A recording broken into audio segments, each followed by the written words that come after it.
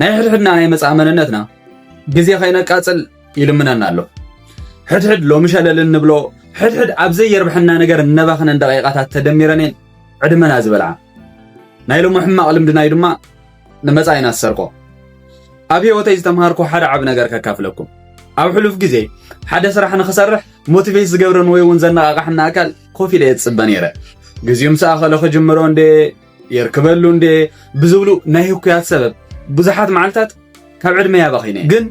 ሓደ ነገር ተማሂረ ትክክለኛ ዝበሃል ግዜ የለን ሞቲቬሽን ክጽበ ከም ዘይብለይ ኣብ ውሽጠይ ዲስፕሊን ክሃንጽ ከም ዘለነን የተረድየ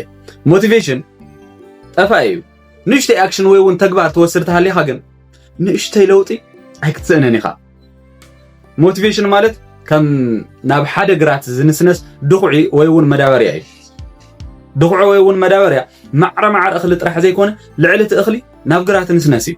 ግን ድማ ከምቲ እኽሊ ይበቁልን እዩ ሓንቲ ሓላፍነት ግን ኣላቶ ነቲ ናብ ግራት ዝተዘርአ እኽሊ ከባራውሮ ይኽእል እዩ እዚኣ ናቱ ንእሽተይ ሓላፍነት እያ ስለዚ እቲ ግራት ባዕልኻ ኢኻ እቲ ዘርኢ እውን ኣብ ባዕልኻ ኣሎ እሞ ንምንታይ ኣለኻ ዘነቓቕሕ ወይ እውን ሞቲቬት ዝገብር ትደሊ ዘለኻ ዝንባልኻ ኣልል እሞ ናብኡ ተጣበቕ በቃ ውሪድካ ስርሐሉ ዓርሰ እምነትካ እንተበሪህካ ለውጢ ቀስ ብቐስ ክኽተለካ ክጅምር እዩ ሰሰና እዩ